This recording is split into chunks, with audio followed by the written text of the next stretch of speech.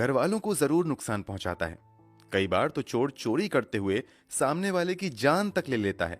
मगर क्या आप एक ऐसे चोर को जानते हैं जिसने एक दो नहीं बल्कि 600 के आसपास चोरी की घटनाओं को अंजाम दिया, मगर उसने कभी भी एक इंसान को खरोच तक नहीं पहुंचाई। उसकी चोरी का एक उसूल था कि सस्ती चीजों को हाथ तक नहीं लगाता था। ये बस महंगी घड़ियां, गाड़ी, ज्वेलरी, विदेशी कुत्ते और दूसरी कीमती सामान की चोरी किया करता था। इसकी हर चोरी शहर के सबसे अमीर घर में होती थी। भारत के कई राज्यों के अलावा इसने कई दूसरे देशों में भी जाकर चोरी की। आप सोच रहे होंगे कि अगर इसने इतनी चोरी की तो पुलिस इसे पकड़ती क्यों नहीं थी। दरअसल इसे पुलिस ने दर्जनों बार पकड़ा, मगर ये इतना शातिर था कि हर बार पुलिस की पकड़ से बचकर निकल जाता था। इस चोर ने देश दुनिया में इतनी लोकप्रियता पाई थी कि इसे मशहूर रियलिटी शो बिग बॉस तक में बुलाया गया था। हम यहाँ बंटी चोर की बात कर रहे हैं, वही चोर जिस पर बॉलीवुड की एक सुपरहिट फिल्म भी आई थी। तो आखिर ये बंटी चोर एक के बाद एक इतनी चोरी कैसे करता चला गया? उसने चोरी कब से शुरू की और कहां कहां चोरी की? पुलिस की पकड़ से ये कैसे बचता चला गया और इसकी इतनी सफल चोरियों का राज क्या था? चलिए जानते हैं सब कुछ इस वीडियो में डिटेल से। जब आप बंटी चोर द्वारा 2023 में की गई एक चोरी और फ्यूचर प्लान के बारे में सुनेंगे तो हैरान रह जाएंगे। तो वीडियो में अंत तक जरूर बने रहिए। वीडियो में आगे बढ़ने से पहले जल्दी से क्राइम की कहानी चैनल को सब्सक्राइब कर बेल आइकन जरूर दबा लीजिए। तो चलिए अब कहानी शुरू करते हैं। दुनिया जिसे बंटी चोर के नाम से जानती है, उसका असल नाम देवेंद्र सिंह है।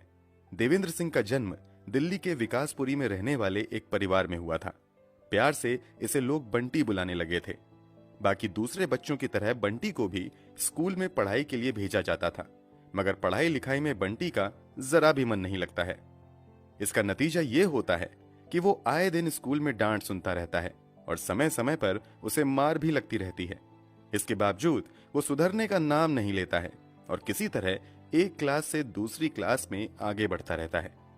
7th 8th क्लास तक आते आते तो हालात ये हो जाते हैं कि वो पढ़ाई से ज्यादा इधर उधर घूमने फिरने में ध्यान लगाने लगता है और चोरी की घटनाओं को भी अंजाम देने लगता है। रिपोर्ट के मुताबिक बंटी अपनी पहली चोरी 1989 में करता है। धीरे धीरे चोरी की लत ऐसी लगती है कि पढ़ाई बहुत ज्यादा पीछे छूट जाती है और 9वीं क्लास में बंटी फेल हो जाता है। फेल होने की वजह से बंटी के पिताजी बंटी को डांटते हैं। इससे नाराज होकर बंटी अपना घर छोड़कर 1993 में चला जाता है। घर छोड़ने के बाद वो कुछ दिन इधर उधर दिल्ली में भटकता है और गुजारा करने के लिए चोरी की घटनाओं को अंजाम देने लगता है। एक के बाद एक घरों में वो चोरी करता रहता है। बंटी ऐसा था कि अक्सर बड़े घरों में चोरी भी करता था, मगर पुलिस की पकड़ से बचने में भी कामयाब हो जाता था। 1993 में वो 100 से ज्यादा घर में चोरी कर लेता है, मगर पुलिस उसे पकड़ नहीं पाती है। हालांकि एक समय ऐसा आता है जब घर में चोरी करने के बाद नई दिल्ली डिस्ट्रिक्ट पुलिस 1993 में पहली बार देवेंद्र सिंह उर्फ बंटी चोर को गिरफ्तार कर लेती है। ऑन रिकॉर्ड्स ये बंटी चोर की पहली गिरफ्तारी थी। गिरफ्तारी के बाद उसे पुलिस थाने लाया जाता है, मगर वो इतना शातिर निकलता है कि पुलिस वालों के ध्यान को पहले भटकाता है और फिर सबकी नजरों से बचकर वहां से भाग निकलने में कामयाब हो जाता है।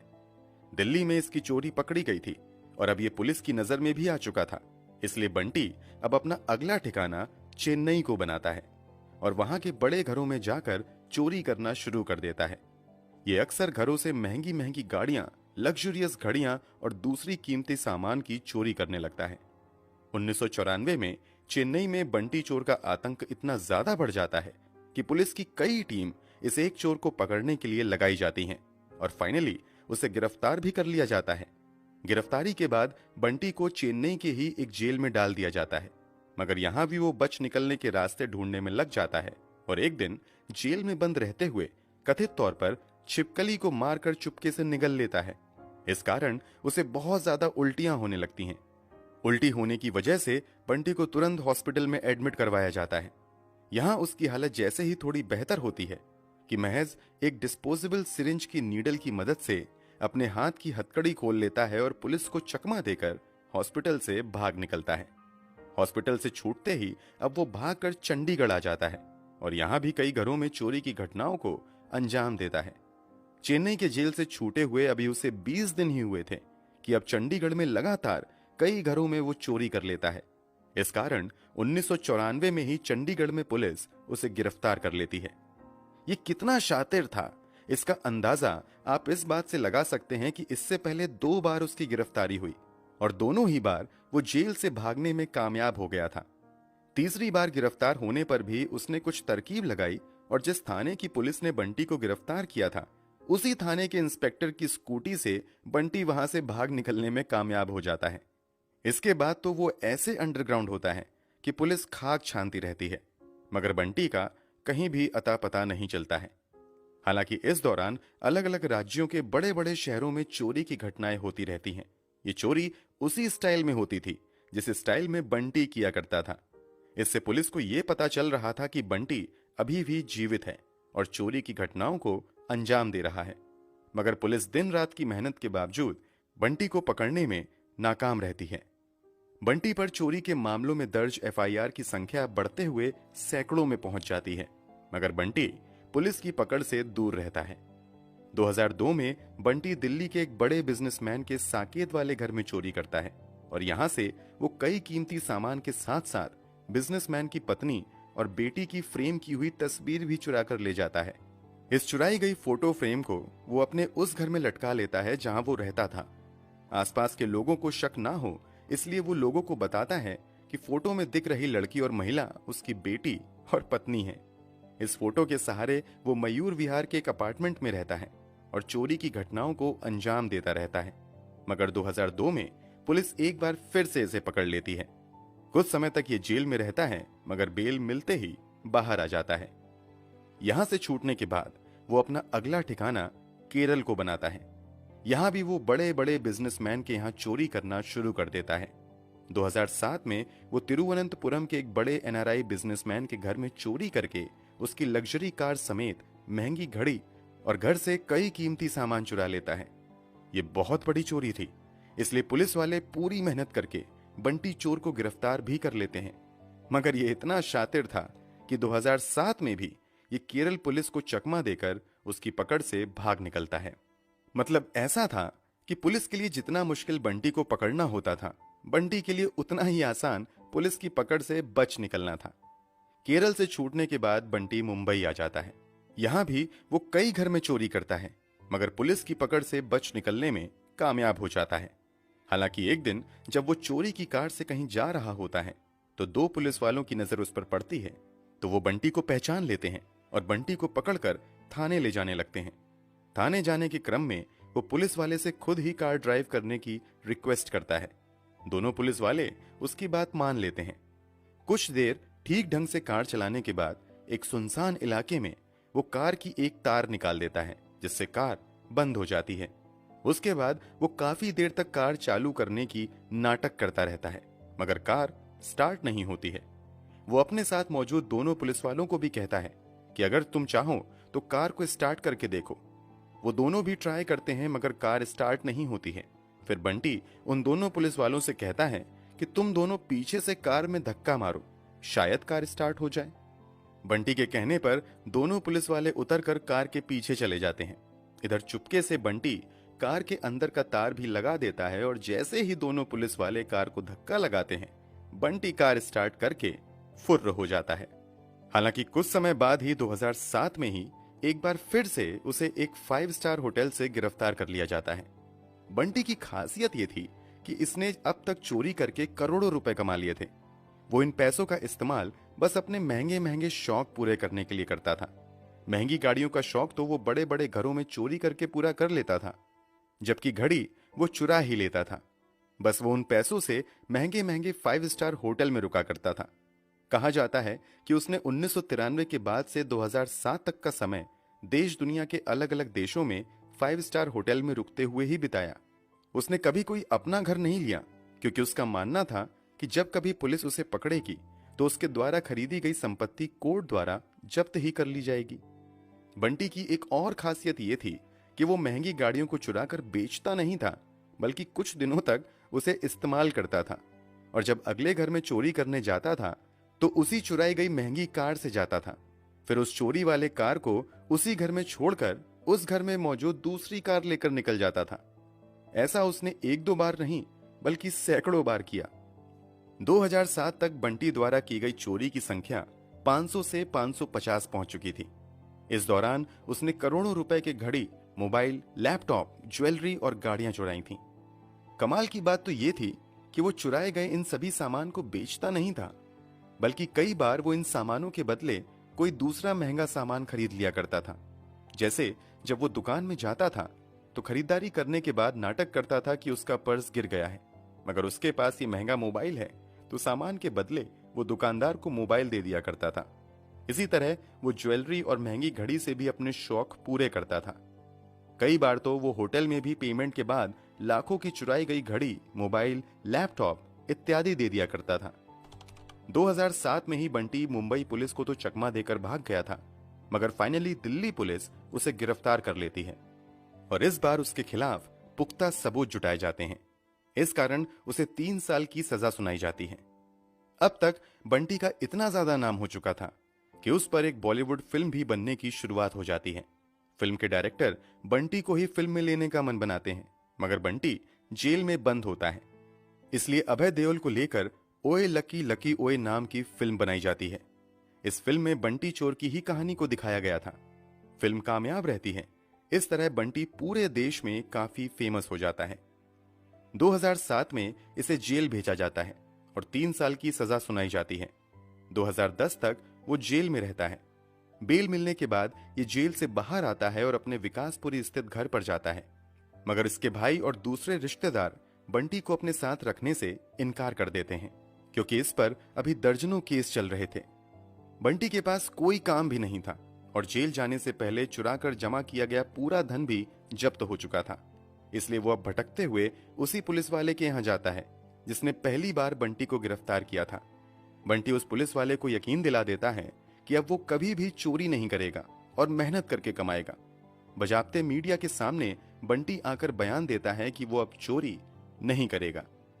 बंटी मीडिया से बात करते हुए कहता है कि उसे चोरी करते हुए इतना अनुभव हो गया है कि वो एक अच्छा जासूस बन सकता है, इसलिए वो आगे प्राइवेट जासूस के तौर पर काम करते हुए पैसे कमाएगा। दिल्ली में कुछ प्राइवेट जासूसी कंपनी बंटी से कांटेक्ट करती हैं और एक कंपनी में बंटी कुछ समय तक जॉब भी करता है। इसी बीच उसकी बढ़ती लोकप्रियता को देखते हुए 2010 में बिग बॉस सीजन 4 में भी उसे आने का मौका मिलता है। हालांकि यहां उसका व्यवहार बहुत ठीक नहीं होता है और बहुत जल्द बिग बॉस से वो बाहर भी हो जाता है। कुछ ही समय पहले बंटी ने वादा किया था कि वो कभी भी चोरी नहीं करेगा, मगर कहते हैं ना कि कुत्ते की दुम कभी सीधी नहीं हो सकती। बंटी वही था।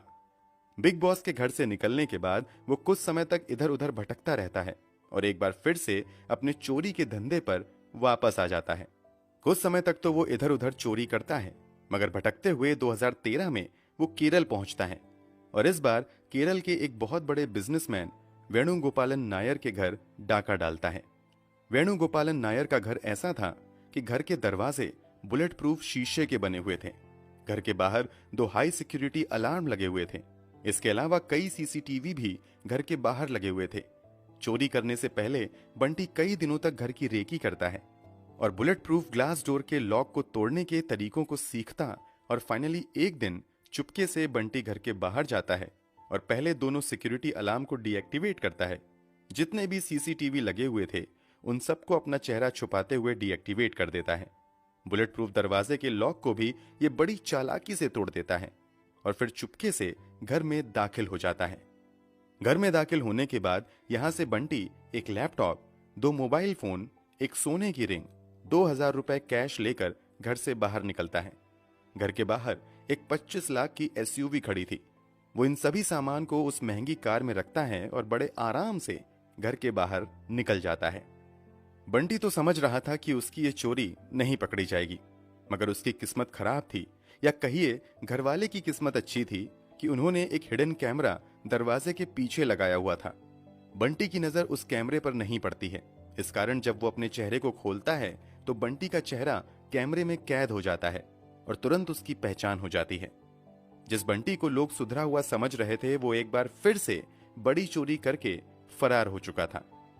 केरल से चोरी करने के बाद बंटी उसी चुराई गई कार से बेंगलुरु तक आता है और उस कार को वहीं छोड़कर पुणे के लिए निकल जाता है। हालांकि पुणे में पुलिस वाले बंटी को गिरफ्तार कर लेते हैं और बंटी को केरल पुलिस के हवाले कर दिया जाता है। 2013 में उसे पूजापुरा सेंट्रल जेल में बंद कर दिया जाता है। यहाँ उस पर 24 घंटे नजर रखी जाने लगती है कि ये भाग न जाए।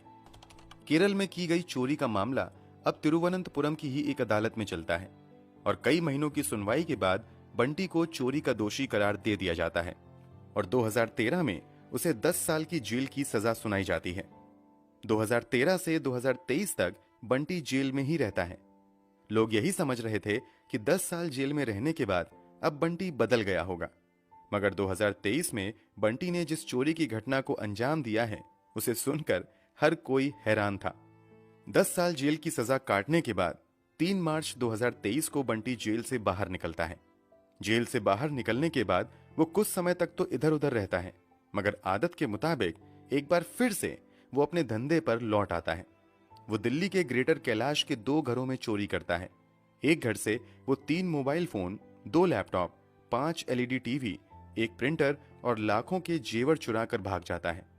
बंटी इतना शातिर था कि उसे मालूम था कि पुलिस मोबाइल के जरिए उसे ट्रेस कर सकती है, इसलिए वो सभी मोबाइल को स्विच ऑफ कर देता है, मगर गलती से एक मोबाइल स्विच ऑन रह जाता है। दिल्ली पुलिस इसी मोबाइल को ट्रेस करते हुए बंटी का पता लगाने लगती है।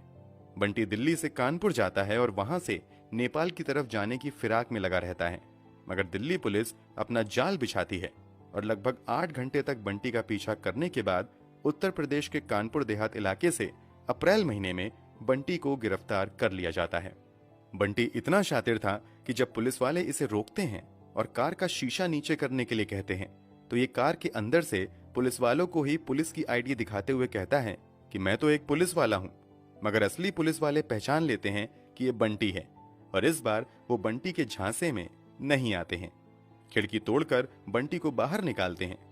अब फिलहाल एक बार फिर से बंटी जेल की हवा खा रहा है। चलिए अब इस पॉइंट पर आते हैं कि जिसने बंटी को इतना सफल चोर बना दिया, मतलब बंटी के सफल चोरी के पीछे की असली वजह क्या थी? जवाब है बंटी का कॉन्फिडेंस। बंटी मीडिया से बातचीत करते हुए अपने कॉन्फिडेंस को ही अपनी सबसे बड़ी ताकत बताता है। किसी भी हालत में बंटी घबराता नहीं है। उसे खुद पर इतना यकीन था कि कई बार जब लगा कि वो पकड़ा जाएगा तब वो अपने कॉन्फिडेंस की वजह से बच निकलने में कामयाब हुआ। जैसे वो एक घर में सुबह चोरी करने गया तो घर का नौकर जागा हुआ था। नौकर उसे देखकर पूछता है कि तुम कौन हो? जवाब में बंटी कहता है कि साहब ने मुझे बुलाया है, तुम जाओ, उनसे कहो कि आपसे कोई मिलने आया है।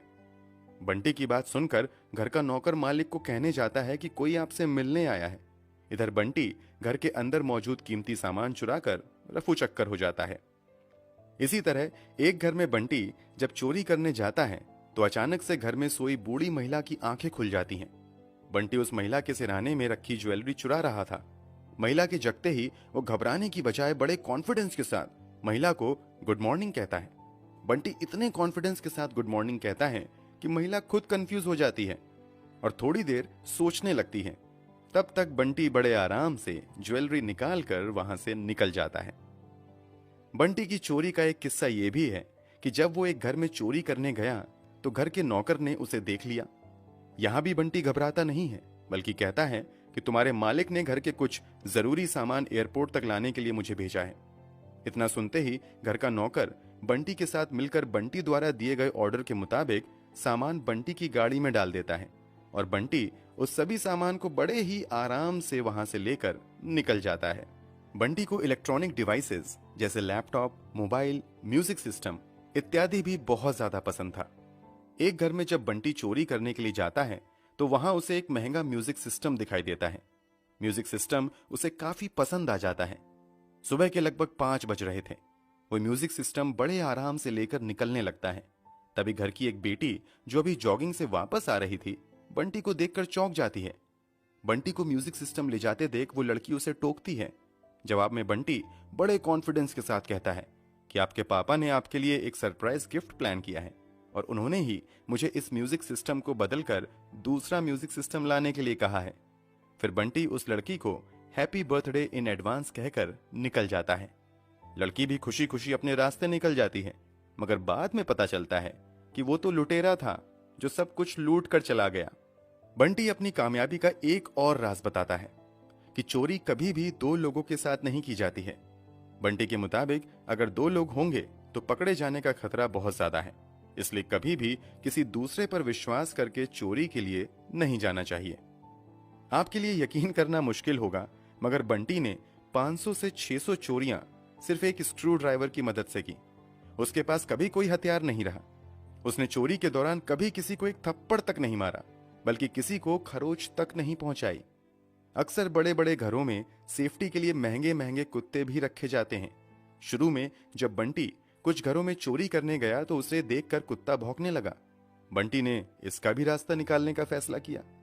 वो कुत्तों को काबू करने की ट्रेनिंग देने के लिए कुछ दिनों तक एक प्रोफेशनल सेंटर चला जाता है और कुत्तों को काबू में करने के सभी गुर सीख लेता है। इस गुर को सीखने के बाद जब भी बंटी चोरी करने जाता था, अपने साथ कुत्तों का पसंदीदा डिश लेकर जाता था। कई जगह वो कुत्तों को पहले चिकन डाल देता था। इस तरह कुत्ते शांत हो जाते थे और फिर बड़े आराम से बंटी चोरी कर लेता था। बंटी को कुत्तों से भी प्यार हो गया था, इसलिए जहां के कुत्ते उसे पसंद आ जाते थे, बंटी उन कुत्तों को भी बड़े आराम से लेकर अपने साथ आ जाता था। बंटी की एक और खास बात यह थी कि वो अपनी चोरी को चोरी कहता ही नहीं था। उसके लिए हर चोरी एक केस होता था। चोरी के लिए इतना कॉन्फिडेंस आता कहां से है, ये पूछे जाने पर इसके जवाब में बंटी बताता है कि दरअसल जहां वो ठान लेता है कि चोरी करना है, वो मानने लगता है कि उस घर के अंदर मौजूद चीज उसकी है। अब बस वो ये सोचता था कि अंदर अपना सामान पड़ा है जिसे उठाकर ले आना है। बंटी का यही सब कारनामा था कि दिल्ली पुलिस ने उसे सुपर चोर तक का खिताब दिया था। अप्रैल 2023 में गिरफ्तार होने के बाद बंटी फिलहाल जेल में है, मगर जेल जाने से पहले बंटी ने ख्वाहिश जताई है कि जेल से बाहर आने के बाद वो चोरी से बचने के तरीके सिखाने के लिए एक ट्रेनिंग सेंटर खोलेगा। अब बंटी के सेंटर से चोर निकलेंगे या चोरी से बचने वाले, वो तो समय ही बताएगा। दोस्तों, इस बंटी सुपर चोर के बारे में आप क्या कहना चाहेंगे? कमेंट बॉक्स में जरूर बताएं। अगर आपको हमारी मेहनत पसंद आई हो तो इस वीडियो को लाइक करते हुए शेयर भी करें। अगर आपने अब तक इस चैनल को सब्सक्राइब नहीं किया है तो जाने से पहले जल्दी से चैनल को सब्सक्राइब कर बेल आइकन दबा लीजिए। क्राइम की दुनिया से जुड़ी ऐसी ही सच्ची कहानियों के लिए बेल आइकन दबाकर नोटिफिकेशन भी जरूर ऑन कर लें। धन्यवाद।